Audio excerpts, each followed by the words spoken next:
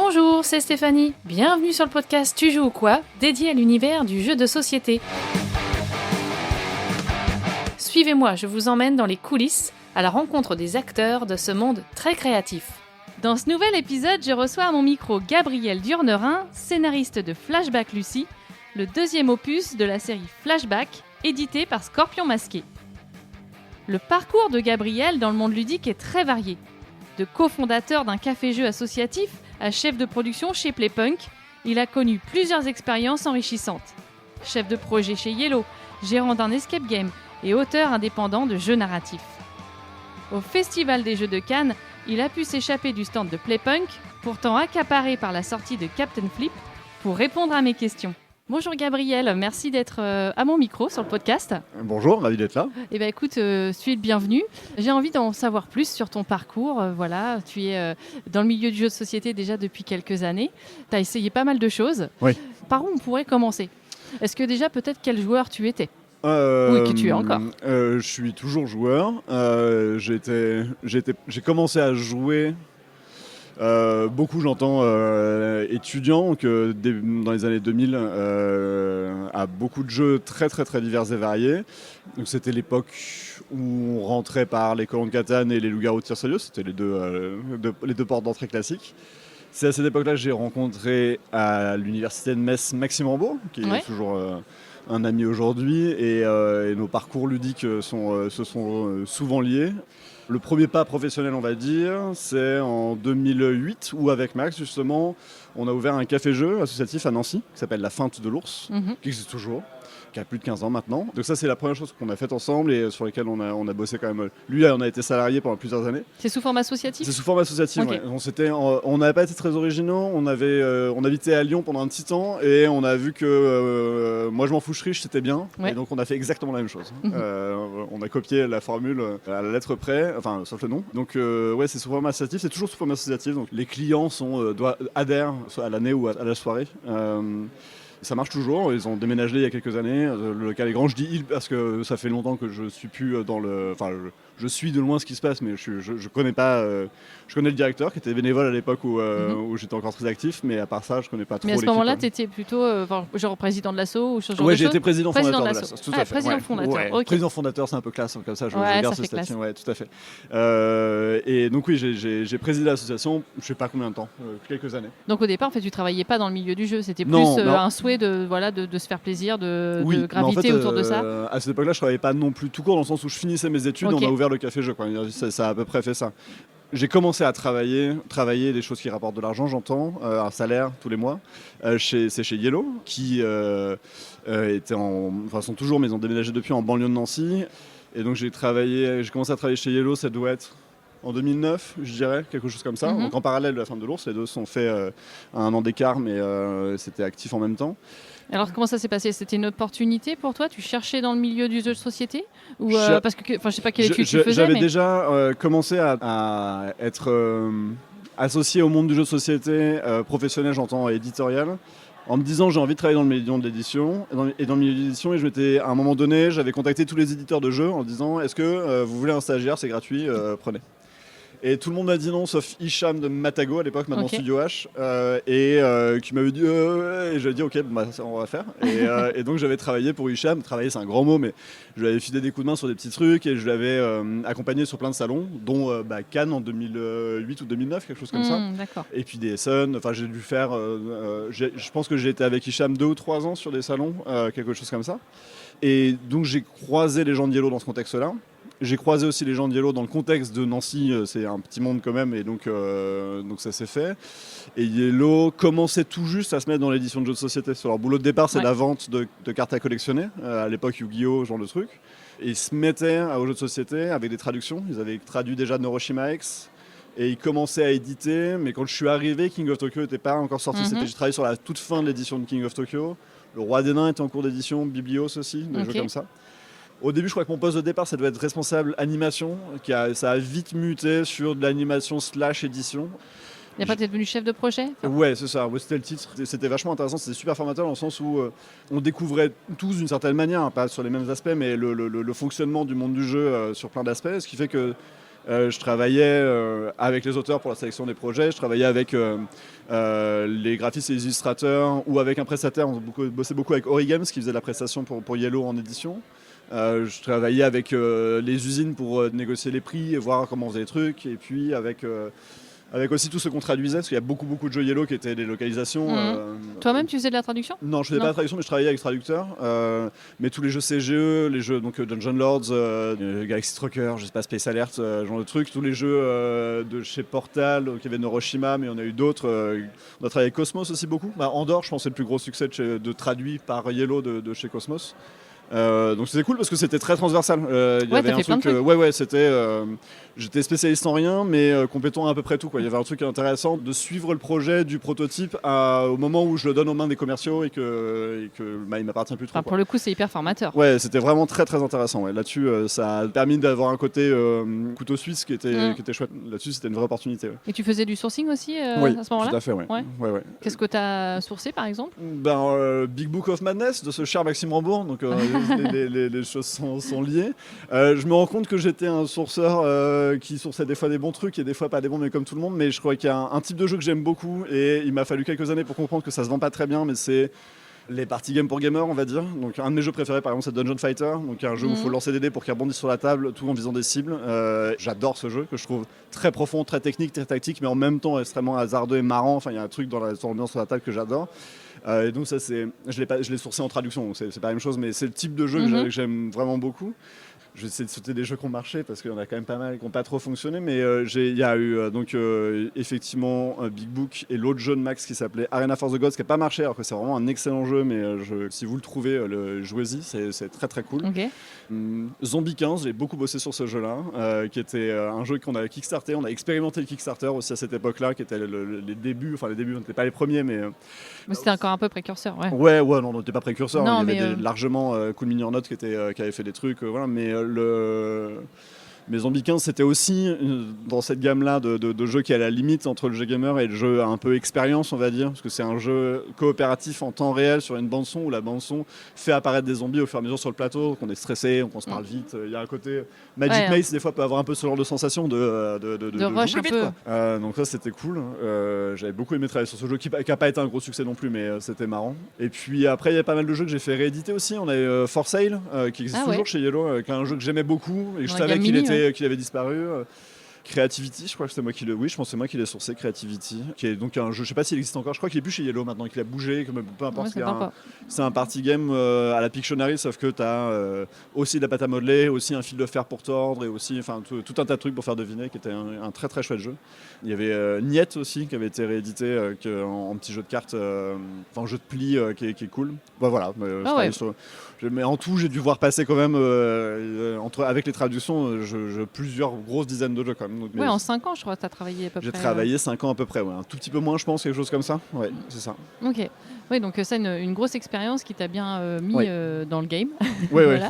Est-ce que tu commençais déjà à créer toi-même des jeux à ce moment-là ou c'est venu plus tard ? C'est venu plus tard, je pense qu'à cette époque-là, je pouvais créer des trucs, mais dans des contextes d'animation. C'est-à-dire que pour la fin de l'ours, le café jeu, il y avait pas mal de soirées spéciales avec des animations spécifiques. Et donc là, ça m'arrivait de créer des trucs, mais j'avais pas de démarche d'auteur en me disant je vais faire un jeu, ça va être chouette et les gens vont y jouer et je vais présenter. Je me sentais pas légitime là-dessus et j'en avais pas spécialement l'envie ou l'attirance. Ouais, c'est venu quelques années après. Avant d'arriver sur la partie autorat, justement, ensuite tu as travaillé ou tu as ouvert un escape game. Oui, tout à fait. Je quittais Yellow pour plein de raisons. Une des raisons, c'est aussi que je voulais travailler dans l'escape game. C'était le tout début de la mode des escape games et je trouvais ça trop cool et j'avais envie de faire des escape games. Donc on a longtemps essayé de monter, à peu près un an, tenté de monter un projet sur Nancy. Et pendant ce montage de projet, j'ai discuté avec Thomas Provost et Cédric Comont, qui étaient les gérants de Repoprod à l'époque, qui étaient des gens que je connaissais de salons, de conventions, des ludopathiques, ce genre de trucs, et avec lesquels je m'entendais bien. Donc je fais part du fait que j'étais en train de faire ça. Ils m'ont dit c'est cool, mais nous aussi on aimerait bien faire de l'escape game, mais on n'a pas le temps, mais on a le budget. Et c'était exactement l'inverse de moi. Donc l'occasion s'est faite comme ça, un peu par accident sur un bout de comptoir à Essen, et donc on s'est rencontrés et donc on a monté le projet ensemble. Je dis parce que je l'ai fait avec ma compagne qui s'appelle Guylaine, qui a conçu toutes les salles de l'escape game. Ouais. On a déménagé à Bruxelles pour ça, quasiment en même temps que Théo Rivière. Théo Rivière était salarié de chez Yellow sur la fin de mes années Yellow. Il l'a fait un an, peut-être deux, je suis pas sûr. Vous avez bossé un peu ensemble ? Ouais, on a bossé un peu ensemble chez Yellow, et il est parti de chez Yellow pour Il a fait une parenthèse chez Tsume au Luxembourg et puis après il a été chez Repoprod à Bruxelles et j'ai déménagé à Bruxelles la même année que lui, donc on s'est retrouvés là-bas. Et donc oui, on a géré cet escape 5 ans et demi, 6 ans, quelque chose comme ça. 6 ans, j'ai noté. 6 ans, t'as noté, Ouais. c'est super. Ouais. Et donc on a fait, c'était un super projet parce que...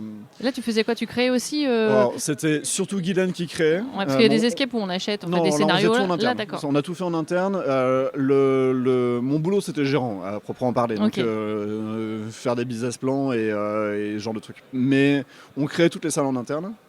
On crée aussi tout, non seulement le scénario, qui est la partie rigolote, on va dire, mais aussi tout l'aspect production. Donc, au début, c'était assez en bricolage et avec Cédric Comon qui avait des ressources pour faire du bricolage et des trucs. On avait un copain qui était électronicien qui travaille toujours pour Escape Prod, qui fait l'électronique, qui fait quand je mets la carte à jouer à tel endroit, Oui, ça ouvre la porte à tel ouais, autre. les etc. mécanismes, en fait, Ouais, différents voilà. mécanismes. Ouais. Et l'aspect très électronique qui commençait à se démocratiser à ce moment-là. On sortait des escapes à cadenas pour passer aux escapes à effet waouh, quoi. Ouais. Et donc on a tout fait en interne. Puis après on a recruté un décorateur qui travaille toujours pour Escape. Donc on a un décorateur en interne chez Escape Prod, qui c'est le nom de la boîte qui existe fabrique toujours, du coup. Ouais, qui existe toujours. Ouais. Ok. Ouais. Et puis on avait un truc qui était chouette aussi, c'est qu'on a bossé sur des licences. On s'était dit qu'on voulait un angle très familial parce que l'Escape avait le défaut, c'est pas un bon terme, mais souvent a tendance à être très geek dans son approche. Et on voulait un truc qui s'ouvre un peu à un public plus large parce qu'en fait il y a plein de gens qui peuvent faire des escapes. Et donc on a fait le choix, en se disant quitte à être à Bruxelles, de parler de BD. Donc notre première salle c'était sur les Dalton. Donc on travaillait avec les éditeurs de la BD. Et puis la deuxième salle c'était sur Black Sad, le détective privé, là, le chat. Après on a arrêté la BD, mais en tout cas on a fait d'autres salles mais sur d'autres thèmes et donc c'était intéressant aussi de travailler sur cet angle-là, travailler avec des détenteurs de droits et tout ça.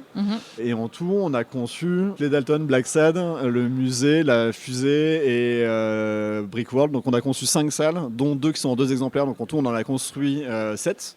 Et on a développé aussi un concept d'escape game dans la ville qu'on appelle Mystery Bag, où le principe c'est qu'on a un sac à dos qui a plein de poches qui sont cadenassées, avec des cadenas à code, un carnet à l'intérieur avec des indications de où aller dans la ville, et les gens se baladent en suivant le parcours qui est indiqué, et leur parcours leur donne du matériel qui sert à résoudre l'énigme, qui permet d'ouvrir la poche. Dans la poche on trouve le matériel pour aller au point suivant et ainsi de suite. Ah ok, ça sent Et c'est une structure qu'on a au début été intégrée directement dans l'escape game et après qui a toujours encore maintenant son local dédié à Bruxelles, à 100 mètres de l'autre, mais toujours est-il que c'est 2 entités séparées maintenant. Et donc on avait développé tout ça, c'était cool, c'est des projets très intéressants. Puis est arrivé le Covid, qui a été un gros tournant, dans le sens où le boulot de gérant d'escape game c'est vachement intéressant sur plein de trucs dès que ça parle d'escape game, de gestion, de création aussi, création de l'entreprise, j'aimais bien ça, création aussi du concept des jeux, j'aimais bien aussi, mais le côté un peu éditeur on va dire, c'est-à-dire comment on rend mieux ce qui existe, comment on corrige le... Et ce qui est bien, c'est que dans l'escape game, on peut le faire tout le long de l'existence du jeu. Oui, en fonction des joueurs... Oui, c'est ça. Nos salles, elles bougeaient continuellement sur des micro-détails que seuls nous voyons, mais où ça fait... on se rend bien compte qu'il y a au moins un groupe sur 5 qui bloque sur ça, c'est pas normal. Donc qu'est-ce qu'on fait en termes d'ergonomie pour que systématiquement, il y en ait, les gens trouvent et l'impression que c'est grâce à eux et pas grâce à nous. Et donc ça, c'était vachement intéressant. Comment on écrit des bons indices, quand est-ce qu'on envoie un bon indice, qu'est-ce que ça veut dire, on formait les animateurs, c'est vachement intéressant. Tu faisais aussi ce rôle-là d'animateur J'ai fait beaucoup animateur au début, puis après on avait plein d'animateurs on travaillait beaucoup avec des étudiants, il y a, je sais pas, il doit y avoir entre 10 et 15 étudiants qui travaillent mais c'est pas à temps plein du tout, mais voilà. Donc il y avait les coordonnées, les former. Est-ce que les escapes que vous avez créés justement avec ta compagne, est-ce que c'est des scénars après que vous avez pu vendre ailleurs ou non, c'est pas forcément... On n'a pas cherché à le faire, donc peut-être, j'en sais rien, mais sur nos premières salles ça serait compliqué. Bon, elles ont été revues depuis sur plein d'aspects, mais il y avait un côté très artisanal qu'on a, au fur et à mesure on s'est professionnalisé dans notre approche, mais on n'a pas cherché à vendre les salles ou les scénarios à d'autres entités, donc peut-être. Et en fait j'ai aucune idée de comment on vend un escape game à une autre structure, j'en ai jamais acheté et je me suis jamais trop intéressé. J'avais fait des demandes de devis à certaines structures spécialisées, c'était vraiment très très très cher, donc j'ai laissé tomber au bout d'un moment, quoi. Ok. Et tout ça t'a nourri un peu pour tes premières expériences, parce que je crois qu'en tant qu'auteur ça a d'abord été plutôt des expériences d'écriture de scénarios. Oui, effectivement, la première chose qu'on a fait en tant qu'auteur, c'était avec Guylaine aussi, c'était j'avais croisé Hicham de Matago toujours à l'époque, qui savait que je me lançais dans l'escape game et voulait une extension pour Room 25, qui marchait très fort à l'époque, qui soit sur le thème des escape games justement. Ouais. On a bossé là-dessus, donc avec Guylaine, on a conçu cette extension-là. À l'époque, on était en développement, il n'y avait pas encore d'autres trucs qui étaient sortis. Unlock devait être en développement en parallèle. Enfin, c'était intéressant parce qu'il y avait un truc un peu, on ne sait pas trop, on va voir quoi, qui était chouette. Puis on avait conçu aussi une espèce de mini escape game qu'on avait monté à Cannes dans un stand dédié, donc un escape game de 15 minutes, et c'était rigolo à faire ça aussi. Et donc ça c'est la première expérience, donc c'était sur ce thème-là, l'occasion s'est faite aussi parce que Hicham m'avait proposé ça, et c'était cool comme idée. Et derrière c'est toujours dans le même registre, effectivement, c'est Unlock, je pense, la deuxième chose. Il y était Château Aventure entre les deux. Château Aventure et Unlock, c'est Epic Adventure. Ouais. Château Aventure, ça s'est fait parce que Ludovic Papaïs, qui était chef de projet chez Yellow pendant plusieurs années, qui est arrivé pendant que j'étais là, était avant le patron d'une mini-structure d'édition qui s'appelait La Boîte à eux, qui était une boîte de petits jeux, indés, jeux de rôle vraiment niche. De trucs vraiment excellents, dont un truc que j'adorais personnellement qui s'appelle Parsley Games, qui est devenu Château Aventure, donc qui est un jeu américain. Donc Ludo l'éditait, mais dans un petit livret. C'était vraiment un petit livret de 30 pages, et je trouvais ça génial, et je le faisais souvent jouer en animation. Oui, parce que ça a un peu dérivé d'un jeu de rôle, d'un jeu dont vous êtes le héros. Voilà, j'étais en train de chercher le livre dont vous êtes le héros, un peu entre les deux. L'inspiration, c'est les jeux d'aventure textuelle des années 80, c'est-à-dire les jeux vidéo où tout ce qu'il y a, c'est du texte, et où tu tapes les ta point and commande. click un peu. Les point and click avant qu'il y ait un rendu à écran. Donc les point and click où t'as que du texte. Et les taper entrées quoi. Et donc on avait souvent discuté avec Ludo d'une réédition potentielle, et un jour il a lancé le projet de le rééditer pour de vrai en passant par Yellow, et donc trop cool. Et donc je lui ai proposé de faire un scénario, et donc j'ai bossé sur un scénario avec lui et plein d'auteurs en fait. Il y avait toute Kaedama n'existait peut-être pas, mais il y a toute l'équipe de Kaedama qui était dedans, donc c'était chouette. Je me considère pas comme auteur quand je fais ça, dans le sens où il y a un truc de c'est cool, mais ça me prend, 3-4 jours d'écrire ça. Et l'exercice, oui, on va dire qu'il n'y a pas de travail forcément de développement ou de mécanique ou autre. Aussi. Mais quand même, il y a de la... Oui, non, il y a de la création. Je ne dis pas qu'il y a un travail créatif, mais c'est moins engageant. Ouais, c'est ça. Ouais. Okay. C'est un exercice de style. Je connais toutes les contraintes, je connais par cœur le matériel d'origine, et c'est se confronter au moule là pour créer quelque chose. C'est très différent que de partir de la page blanche et de se dire j'ai une idée, épiphanie, on part sur quelque chose de nouveau. Oui, c'est plus confortable peut-être. Ouais, clairement. Ouais. Alors jusqu'à arriver à Flashback. Il y a une lock entre les deux, on l'a évoqué rapidement, mais avec Théo Rivière, Guylaine et Elodie Clément, la compagne de Théo Rivière, on faisait plein de trucs d'escape game. On faisait à l'époque tout ce qui sortait, tous les unlocks, tous les exits, Mystery House, ce genre de trucs.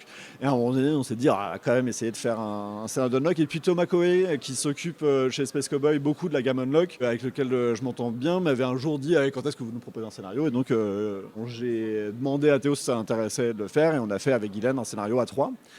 Qui est dans la 7e boîte, qui s'appelle Mission 07, me semble-t-il. Ouais, c'est ça. C'était cool, c'est une super expérience. C'est quoi le pitch C'est des espions, c'est James Bond, Mission Impossible, quelque chose comme ça. On cherche une taupe dans notre organisation d'espions, et donc on rentre dans sa planque, on cherche qui est parmi toute une liste d'espions qu'on a. Donc il y a un côté qui est, on va dire, c'est qu'on a une liste à l'avance, on connaît, il y a 7 suspects, et par élimination, sur plein de critères très variés, on va essayer de trouver qui est le truc. Et il y a un twist, c'est qu'à un moment donné, on trouve qui c'est, mais c'est pas fini du tout, il reste encore une demi-heure de jeu derrière ça. Et donc ça, c'était intéressant à faire, avec une histoire éditoriale qui est rigolote, c'est qu'on l'a envoyé et ils nous ont dit c'est cool, mais et on le fait pas. On a dit tant pis, c'est pas grave, et ils le font pas, et voilà. Et je crois 1 an après, ils nous ont contactés en disant en fait on est en train de recruter des chefs de projet pour la gamme Unlock, et l'exercice qu'ils avaient à faire, c'était prendre un des scénarios qu'on a refusé et vas-y et voir comment il aurait pu être bien, qu'est-ce que t'en fais. Donc on a pris le vôtre pour voir quoi. Et en fait c'était vachement bien. Donc on va le faire. Deuxième chance. Et il sort dans 3 mois, quoi. Il y avait un truc donc ça s'est fait d'un coup très vite, pour un truc qui pour nous était enterré, et c'était pas grave du tout, mais depuis un paquet de temps. Et d'un coup, ils nous ont poussé le développement très vite. Et donc c'est sorti, c'était chouette. Super expérience à ce niveau-là. Bah oui, je me crois, parce que c'est vrai que ça fait plaisir en plus quand on est fan, on a fait tous les scénarios avant. Ouais, et puis Unlock, c'est vraiment une super gamme. Il y a des scénarios. J'adore détester les scénarios que j'aime pas. Ça me laisse jamais indifférent, Unlock. Quoi qu'il se passe, j'ai envie de jouer à tout et de voir. Je m'en suis pas trop lassé avec le temps. C'est pour ça que ça marche toujours autant d'ailleurs. Ouais. Et alors peut-être avant d'arriver à Flashback Lucie, puisque du coup ça va être la nouvelle aventure du moment, tu as quand même créé un jeu de rôle avec Théo Rivière aussi. Tout à fait. The Heist, voilà, qui a été en financement participatif. Oui, c'est ça. C'est une maison d'édition qui s'appelle Entremonde, qui est une petite maison d'édition de jeux de rôle, qu'on fait un jeu qui s'appelle Night en particulier, Chevalier, pas Nuit, et qui est une maison d'édition qui marche assez bien. Avec Théo, on s'était un jour dit, on faisait beaucoup de jeux de rôle ensemble. C'est-à-dire que sur Bruxelles, on avait une table où on se voyait une fois toutes les semaines, toutes les 2 semaines pour faire du jeu de rôle. On faisait des week-ends jeux de rôle de temps en temps. Enfin, voilà. Et on s'était dit, ça serait cool d'essayer de faire un jeu ensemble pour voir, parce qu'on avait fait Unlock, mais c'est pareil, on partait pas de la feuille blanche, c'est un exercice de style, il y a plein de trucs, quoi. On s'est dit, essayons de faire un jeu ensemble, essayons de faire du jeu de rôle. Et à la base, c'était censé être ce qui s'appelle un one-pager, c'est-à-dire un jeu de rôle qui est vraiment un exercice de style de j'écris toutes les règles et concepts sur une page et c'est fini, quoi. Et je le mets en PDF, en prix libre sur Internet. Il y a un petit marché, il y a un monde, un microcosme du jeu de rôle indé comme ça qui existe là-dessus. Et on s'est dit, vas-y, on part là-dessus. Et on fait une réunion en deux et très clairement, ça tiendra pas sur une page. C'est pas un gros jeu, hein. On n'est pas sur un bouquin de 400 pages. À la fin, on va avoir un bouquin qui doit faire... aucune idée. Désolé Entremonde parce qu'on n'a pas encore la maquette, mais ça doit faire 150 pages, quelque chose comme ça, je pense, le tout. Scénario compris. Mais en tout cas, ça nous a porté dans la dynamique qui était volontairement de faire un jeu simple, qui va directement à l'essentiel. Donc la mécanique de résolution, elle est très inspirée de jeux de société dans le sens où ça se joue avec un paquet de cartes traditionnel et c'est une logique un peu de blackjack. Donc quand je résous un test, je tire des cartes jusqu'à m'arrêter pour pas en faire trop. Ça a donné ce jeu qui derrière s'est développé en un mini-univers. Et puis on a assez rapidement fait une démarche qui était assez cool, c'était de se dire on a fait un scénario, on a fait la base des règles. On ne sait pas si ça vaut le coup, mais d'aller plus loin. Donc voyons s'il y a des éditeurs intéressés. Et donc Théo avait maquetté les règles pour en faire un truc beau et propre. Théo il aime bien faire des protos clean. Et il avait lancé un tweet en disant avec Gab, on a fait un truc. Si ça intéresse du monde, faites-nous signe. Et on a eu 2 propositions dans la semaine. Donc on a dit, ok, cool. Encourageant. Donc on va voir. Et donc il y en a un des 2 avec lesquels on a travaillé effectivement, c'était Entremonde, qui cherchait un truc justement assez différent de ce qu'ils faisaient, parce que leur premier jeu, Night, c'est un super jeu, mais c'est un jeu à règles, au contraire, quoi. On joue des chevaliers de la table ronde dans le futur, dans des exosquelettes, quoi. Chaque armure a des points de caractéristiques pour quand elle tape avec le bras droit et pas le bras gauche. Je caricature, mais il y a un truc un peu comme ça où c'est du jeu pour optimisateurs, quoi. Et donc on a commencé à bosser là-dessus avec eux parce qu'ils voulaient un truc différent là-dessus. Et puis on a invité plein de copains à faire des scénarios. Ça c'est aussi le agréable, mais ça nous a permis de demander à des gens connus et pas connus d'ailleurs du monde du jeu avec lesquels on avait envie de travailler, de proposer des scénarios et de bosser avec. Donc il y a plusieurs scénars faits en c'est ça. Kootara. En fait, Théo et moi on a conçu le système de jeu. J'ai écrit 3 scénarios, il a écrit 1 scénario, donc on a un scénario d'introduction et à nous 2 on a fait une campagne de 3 scénarios. Et chaque auteur avait un scénario. Nécessairement le TI c'est un jeu, donc c'est un jeu de braquage, donc on joue des braqueurs professionnels dans un contexte souvent improbable où la situation n'est pas simple à gérer et on a un temps très limité pour faire les choses. Et chaque scénario c'est un one shot, c'est-à-dire que c'est fait pour que une partie c'est 3 heures, création de personnages compris, on a fini l'histoire. C'est un peu comme un escape là pour le coup. Oui, d'une certaine manière. Et avec des phases de jeu timées, par exemple, il y a une phase de jeu, le plan, tu sais, quand dans les films de braquage, on est au-dessus du blueprint et qu'en même temps on se raconte ce qui va se passer et qu'on voit en montage les 2 en parallèle. Cette phase-là, elle est timée dans le jeu, c'est-à-dire que tu as 30 minutes pour la faire. Et à la fin des 30 minutes réelles, on part et c'est parti, le braquage commence. Et naturellement ça se passe pas du tout comme on l'avait imaginé. Et donc on avait fait des mécaniques pour contraindre les joueurs à prendre des décisions et à avancer et à improviser plutôt qu'à tout anticiper. Et donc les autres auteurs sont autonomes. Il y a dans les gens connus, il y a Antoine Boza qui a fait un des scénarios, Guillaume Extrict Track qui en a fait un. Et donc on a Guillaume Shifumi. Ouais, c'est ça. Okay. Et donc ça sort, je sais pas trop quand, mais avant l'été, je pense. Donc c'était en financement participatif. C'était en financement participatif. Donc ça a été financé. Oui, ça a été financé. Okay. Et on pourra quand même le trouver. Il est en démo là pendant le salon, mais les gens qui nous écoutent ne sont pas pendant le salon. Non, mais tant pis. Et donc il sortira en boutique normalement, oui. Ouais. Le marché du jeu de rôle, c'est un marché que je connais pas en fait en pratique. J'en suis un bon consommateur, mais pas du tout un acteur. Et donc il y aura une présence en boutique, c'est sûr.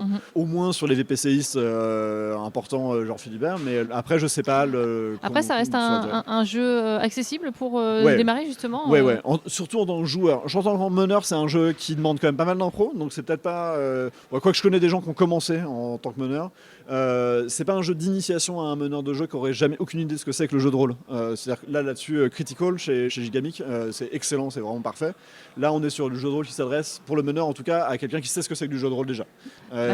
Mais pour les joueurs, par contre, c'est un super jeu d'initiation parce que les personnages sont définis en 2 lignes et il n'y a pas un roleplay de dingue et des règles pas 50 000 caractéristiques à retenir. Et on est dans un univers contemporain sur des codes de films de braquage que tout le monde connaît. tourner. Donc en fait, on est plongé dans l'action très facilement. Oui, il y a donc pas même de- en termes d'imagination, Ouais, etc., ouais, c'est ça assez va facile de se projeter. Oui, c'est ça. D'accord. Et on pousse facilement au cliché, quoi. C'est vraiment pas un problème. Ok. Et ça se joue, tu disais, avec des cartes. C'est pas des. On Ouais, lance il n'y a pas des dés. Il n'y a pas Ok. de dés. C'est les cartes qui servent de dés, ouais. Tout à Ok. fait. D'accord. Bon, bah écoute, j'irai me renseigner. Ça fait très très longtemps que j'ai joué au jeu de rôle, moi. J'ai dû faire ça quand j'étais ado. Donc là, aujourd'hui, la nouveauté, en fait, c'est Flashback Lucie. Oui. Voilà, tu es rentré dans l'aventure Oui. Flashback qui a été gagnant l'année dernière de l'As d'Or. Ouais. Comment tu es arrivé dans l'aventure? On est venu te chercher pour faire des scénarios Oui, de la suite. c'est exactement ça. C'est ça? On est venu me chercher. C'est Christian Lemay qui était le gérant du Scorpion Masqué, qui a revendu du Scorpion Masqué maintenant, mais il est toujours satellite, on va dire, des activités du Scorpion, avec lequel j'avais travaillé un peu chez Yellow, parce qu'un autre aspect dont je n'ai pas parlé, mais c'est qu'on était distributeur d'autres éditeurs, Oui. et donc je gérais aussi la relation avec certains éditeurs tiers, dont le Scorpion. Et je m'entendais très bien avec lui, c'est vraiment quelqu'un que j'aime beaucoup. Et quand ils ont fini le premier flashback, je ne sais pas trop comment, pourquoi, mais en tout cas, il a dit demandez à Gabriel pour voir s'il est OK de faire la suite. Et donc j'ai dit oui, j'avais pas joué à Flashback, parce que c'était pas sorti. Flashback n'existait pas encore, il m'avait envoyé tous les fichiers, donc il y avait le scénario de démo et le premier scénario, la première boîte qui était finalisée, donc j'ai pu voir sur prototype à quoi ça ressemblait, mais il n'y avait pas encore les bidules par exemple, donc Oui. je pense que je vais pas spoiler la première boîte pour ceux qui l'a fait, mais il y a des éléments matériels surprenants, tout Voilà. ça Il n'y a pas que n'existait des pas. cartes à Ouais, c'est ça. regarder, il y a aussi des choses à Et je trouve manipuler. l'exercice vachement intéressant. J'aime bien cet exercice aussi de partir sur un concept déjà établi et de voir comment me l'approprier pour créer quelque chose de Et neuf. là, c'était un peu différent parce que du coup, là, tu ne manipules plus forcément des mots, mais plutôt vraiment là complètement de l'image. Oui, C'est un autre travail. Alors, faut le scénariser, bien Ouais, sûr, ouais. mais ça reste de l'histoire qu'on raconte ça au reste de final. l'histoire. Parce que le concept de Flashback, c'est c'est que visuel ou presque, et on passe de point de vue en point de vue, c'est une scène figée dans le temps, et on saute de point de vue en point de vue pour observer ce qui se passe et comprendre la situation d'une scène. Le plus long au départ, ça a été de créer l'histoire. En fait, c'était où on se passe, c'est quoi le contexte, c'est quoi le thème, et quelle histoire on va raconter dans ce contexte-là. Alors là, on est dans un thème un peu plus ado, un peu plus noir Oui. par rapport à Zombie Kids. En fait, ils m'ont demandé, la seule contrainte que j'avais, c'était que ça soit des scénarios dans un thème horreur, horreur ado, pré-ado, horreur à la chair de poule, on va Ouais, dire. ok. En termes de référence, c'est pas mal de prendre ça au Conte de la Crypte, tout ce genre de trucs. Ça, c'est pour les quarantenaires. Oui, le oui, Conte de la Crypte. mais je connais le monde du jeu. J'avais que ça comme contrainte, et essayer de faire des scénarios un poil plus courts que dans le premier pour en faire potentiellement plus. C'est-à-dire que la première boîte, c'est trois scénarios qui sont longs. Là, c'est 4 scénarios qui sont donc mécaniquement un peu moins longs, parce qu'il y a un peu moins de cartes dans chaque que dans le premier. Ok. Donc on savait pas trop si ça allait être 4 ou 5 scénarios, bref, ça c'était encore en développement, mais en tout cas c'était ça les bases de contraintes que j'avais. Il y a eu plusieurs pistes, et ils ont tenu dans les différentes pistes à ce que ça soit une histoire continue, parce qu'il y avait une possibilité que ce soit qu'un scénario indépendant à Ouais. la manière de, je sais pas, de Unlock ou de Suspect ou ce genre de truc, même si, bon, Suspect il y a un personnage en commun, mais en soi chaque scénario Chaque est scénario est parfaitement indépendant. séparé. Et donc là, ça raconte quand même une histoire continue, et il faut les faire dans l'ordre pour comprendre l'ensemble des enjeux de chaque histoire. À partir de là, moi j'ai proposé, c'était de partir d'un lieu fixe et que tous les scénarios se passent au même endroit, mais à 4 époques différentes. Donc en l'occurrence, c'est une maison hantée, si je résume. Et c'est pas un fantôme, mais c'est. Voilà, bref, vous jouerez. Et de se dire, ok, on va remonter dans le temps pour comprendre au fur et à mesure l'origine du mal de la maison sur la colline, quoi. Et le tout suivi en parallèle au présent. C'est-à-dire que la narration et ce qui fait le lien entre les 4 scénarios, c'est Lucie, qui est un personnage, une jeune fille ado qui a le pouvoir d'avoir des visions de choses qui ont pu se passer dans le passé, et qui, par l'intermédiaire de petites BD, on voit son histoire dans le présent. Elle se balade dans le manoir dans lequel elle vient d'emménager, elle trouve un objet, ça la ramène dans le passé, et donc on fait la vision de ce qui s'est passé il y a 10 ans, de ce qui s'est passé il y a 30 ans, de ce qui s'est passé il y a, etc. Donc on est sur 5 époques en fait, donc il y a le présent qui sert de lien entre chaque scénario, et 4 époques de plus en plus lointaines pour revenir aux origines de ce qui se passe dans les tréfonds de cette maison. Et alors, comment tu as travaillé avec Marc-Antoine Doyon? C'était Ouais. lui, pour le coup, qui était un peu chef de projet Oui, là-dessus? c'est ça, ouais. Alors Baptiste, qui est l'auteur d'origine, on va dire, de Flashback, c'est lui qui est venu avec le premier prototype, a pas participé directement à celui-ci. Il a participé aux premières réunions pour établir les bases, et puis après il nous a laissé les coups des liens franches pour faire ce qu'on voulait. Et il a testé derrière, il a fait des retours. Et Marc-Antoine était chef de projet pour le Scorpion Masqué. C'était avec lui que je faisais mes réunions pour partager les idées, pour faire le point, etc. Et la méthode de travail, ça a été une fois qu'on avait établi la base, j'ai écrit chaque scénario à la main, en écrivant sur la carte là, on voit telle personne qui voit ça, dans l'arrière-plan on voit ça. J'écrivais avant ça un synopsis qui dit dans ce scénario là il se passe ça, c'est ça l'intrigue, et c'est ça l'ambiance, c'est ça le ton, et donc un truc d'une vingtaine de lignes qui permet de poser les bases pour que quand je lise un point de vue, je comprenne à peu près de quoi on parle. Ouais. Et après, tous les points de vue étaient écrits.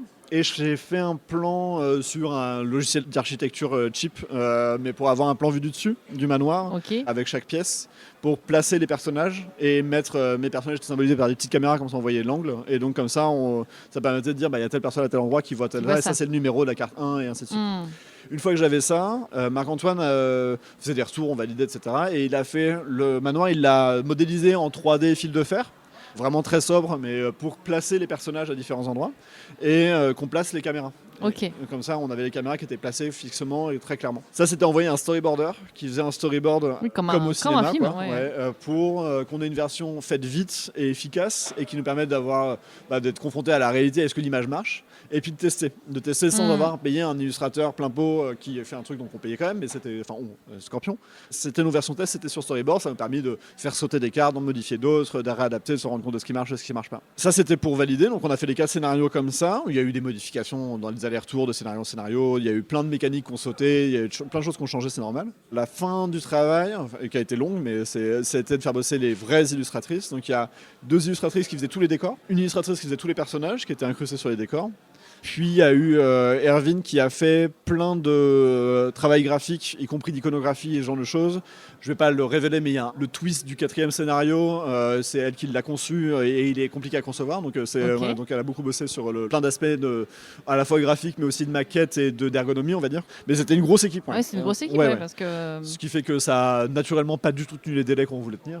Combien de temps de développement ? Parce que du coup, l'autre Zombie Kids est sorti octobre 2022. Moi, on m'a contacté en avril 2022. Donc j'ai commencé à écrire en avril-mai, quelque chose comme ça. Donc ça sort maintenant. Nos premières projections, c'était que ça sorte en octobre cette année. Les circonstances du développement ont fait qu'on a reporté et que c'est sorti pour Cannes. Mais donc oui, 2 ans, quoi. C'est ça. Un peu moins de 2 ans. C'est un des projets les plus importants en termes d'autorat pour toi ou Oui, je suis très content de créer des jeux. Je me mets pas vraiment l'étiquette auteur dans le sens où ça représente une partie de mes journées, mais c'est pas mon quotidien. Ça représente quelques heures par jour au maximum. Donc oui, c'est un projet important et je suis très content de le voir sortir. Il y a toujours un truc bizarre aussi de voir un truc sortir 2 ans après, parce qu'il y a un truc de quand j'ai reçu la première boîte, ça fait ah oui, c'est vrai, il y a ça, trop cool. Tu le redécouvres. T'as refait les scénarios. J'ai refait les scénarios pour voir, pour vérifier déjà si ça marche, parce qu'en fait on n'est jamais vraiment sûr jusqu'à la fin, surtout avec les trucs justement. Est-ce qu'ils fonctionnent bien, parce que je les ai jamais eu vraiment en vrai tant que on peut jamais, tant que l'usine les a pas produits, c'est difficile de savoir. Mais ouais, et puis il y a des choses qui ont dû être modifiées un peu sur la fin, enfin ouais, c'est normal. Donc ouais, c'est quand même un des projets les plus importants sur lesquels j'ai bossé. Ouais, si. The Ice quand même a pris ça reste un jeu de rôle de niche et donc moins de personnes y joueront, c'est sûr. The Ice m'a coûté plus de temps parce que c'est de l'écriture avec c'est des scénarios relativement courts, mais scénarios à faire 5-6 pages, mais faut quand même. Faut que ça soit bordé. Faut écrire quoi. Ouais, c'était plus douloureux de faire The Ice, enfin de sortir le matériel que Flashback. Mais c'était aussi intéressant, super formateur. Alors tu disais qu'effectivement c'était pas ton boulot à plein temps. Donc aujourd'hui tu as rejoint l'équipe de Playpunk. Alors comment ça s'est fait, comment tu t'es retrouvé dans cette histoire avec la création d'une nouvelle maison d'édition avec 2 PP comme ils se disent. Avec 2 PP, de Playpunk, c'est donc Antoine Boza et Thomas Provost. Donc Thomas Provost je le connais bien parce que c'était un de mes associés sur Escape Prod, qu'on est copains, qu'on fait du jeu de rôle ensemble et qu'on discute souvent de plein de trucs. Et donc quand ils ont monté la maison d'édition, à un moment donné, quand ils avaient leur jeu et que Catel Flip était signé, ils ont dit ok, il nous faut quelqu'un pour s'occuper de ça, et donc ils m'ont contacté automatiquement. Antoine, on avait travaillé un petit peu ensemble chez Yellow, mais pas beaucoup, parce que j'avais signé Océanos, qui n'a pas été un gros succès, mais j'ai pas fini le développement. Je suis parti, Océanos était en cours, donc était un joli jeu fait par Jérémy Fleury en illustration, mais on n'a pas vraiment bossé ensemble. Ça s'est pas fait, il m'avait présenté plein de protos, et ça s'était pas fait pour plein de trucs, mais voilà. Et donc c'était aussi l'occasion de travailler ensemble parce qu'on s'apprécie, et donc quand ils m'ont proposé, en fait, vu que je suis en indépendant avec eux, donc il y avait un truc de non-engagement, on verra bien et comment ça marche, est-ce qu'on s'entend. On a posé un cadre aussi très clair, je veux dire que en fait, je connais mieux le marché, je connais mieux ce que j'aime faire, ce que j'aime pas faire, donc on a très clairement pu poser ça je m'en occupe pas ou ça je m'en occupe un temps, mais au bout d'un moment on trouve une autre solution. Donc c'est très confortable parce qu'ils étaient très à l'écoute et ils avaient envie autant que possible que le poste soit à mon image plutôt que l'inverse. C'est-à-dire qu'ils n'avaient pas T'as construit ton poste. Ouais, oui, sur plein d'aspects. Et puis c'est quoi ta mission alors? Mon statut c'est chef de projet, ça veut pas dire grand chose parce que je fais pas la même chose du tout que chez Yellow. Je m'occupe surtout de la production, surtout en fait parce que c'est le sujet d'actualité en ce moment pour nous, parce que le jeu vient de sortir, il est sold out chez notre distributeur, donc il faut qu'on réimprime, donc c'est une grosse partie de notre travail. Bonne nouvelle ça. Ouais, c'est cool, ça s'est vendu beaucoup plus vite que prévu. Mais oui, parce que là on est ça fait fin 2 semaines février, qu'il est ça sorti. fait 15 jours qu'il est sorti. Ouais, c'est ça. Et on s'attendait pas à ça. Mais, un tirage de combien? En France c'était 8000. Ok. Donc oui, c'est bien. Ah oui, très bien. Oui, il y a eu un bon démarrage sur BGA aussi. Ouais, on est à 300 000 parties sur BGA là, je crois. Ça se trouve, ce chiffre n'a aucune. Enfin, on est au moins à 150 000 parties, mais on est le 22 février. Mais donc ça a bien marché, c'est cool, on est très content. Mais donc je m'occupe surtout de la production. Ça veut dire quoi? Ça veut dire que je fais en sorte que je vérifie avec le graphiste et avec eux deux et les auteurs. Bon, les auteurs c'est eux qui s'en occupent, mais que les fichiers sont corrects, que tout va bien. Je valide avec l'usine les devis, la qualité du matériel, les prix évidemment. L'optimisation de la boîte, le matériel. C'est ça. Et je coordonne les différents pays avec lesquels on travaille parce qu'en fait, Captain Flip est sorti en simultané dans plusieurs pays. Okay. Donc en Allemagne, en Italie, au Royaume-Uni, en Espagne.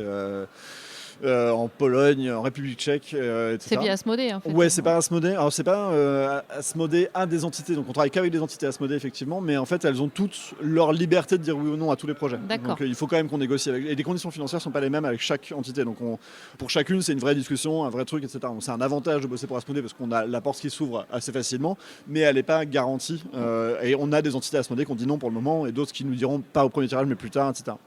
Donc je coordonne le fait que tous les fichiers de tous les pays soient validés par les pays en question, qu'ils aient leur traduction, que les usines les reçoivent, qu'ils valident leurs épreuves, etc. Alors un peu de logistique aussi pour qu'ils soient tous bien livrés et ce genre de choses.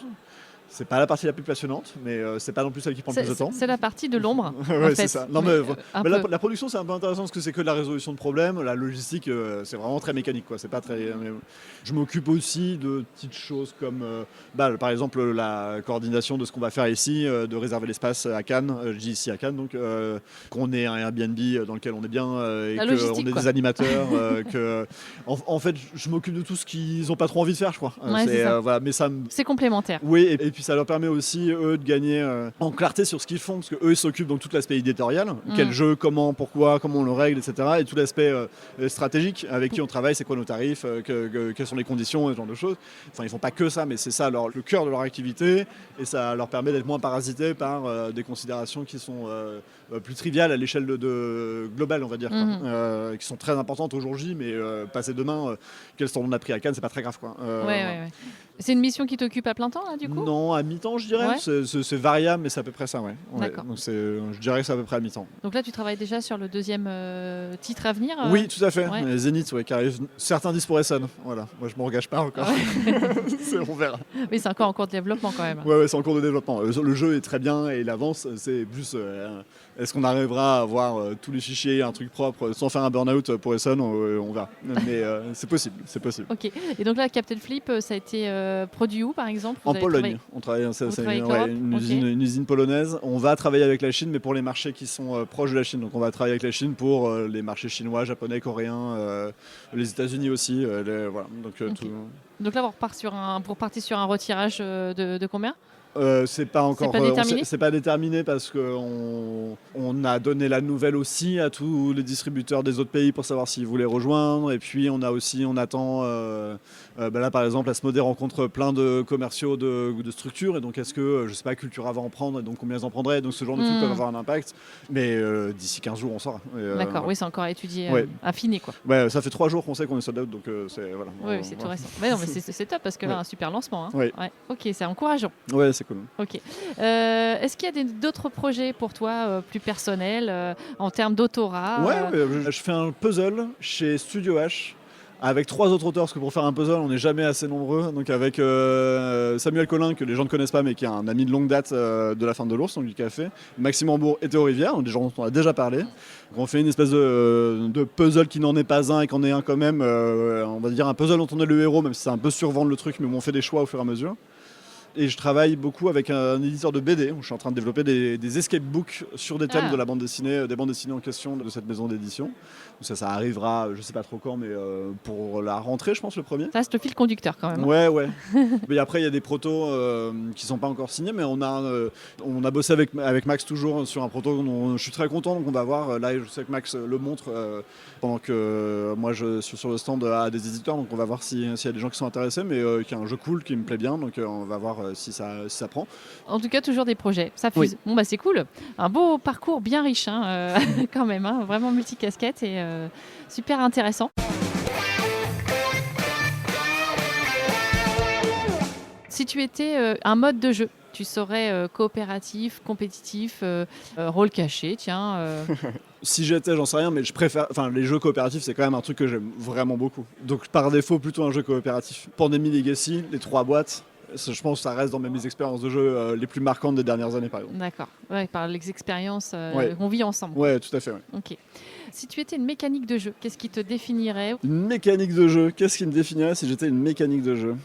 C'est très particulier comme question. La pose d'ouvrier, le deck building, qu'est-ce qu'on peut proposer encore Le deck building, c'est pas mal. Il y a un truc où on se modifie au fur et à mesure et on apprend et on change et qui me plaît, c'est bien. Ouais, ça rebondit un peu sur ton parcours. Ouais, d'une certaine manière. Chaque chose t'a apporté une autre chose. Et puis on enlève des trucs et on se corrige et c'est pas grave et c'est bien, quoi. Ok. Ouais. Alors, je vais pas te poser la question si tu étais un auteur de jeu puisque tu l'es déjà. Si tu étais un illustrateur de jeu. Qui je serais si j'étais un illustrateur de jeu ? Waouh, ça c'est super dur. Qui me bluffe à chaque fois J'ai oublié son nom parce que je suis pas bon en nom, mais celui qui fait Dracula Van Helsing dernièrement, La Famiglia et puis l'Auberge rouge.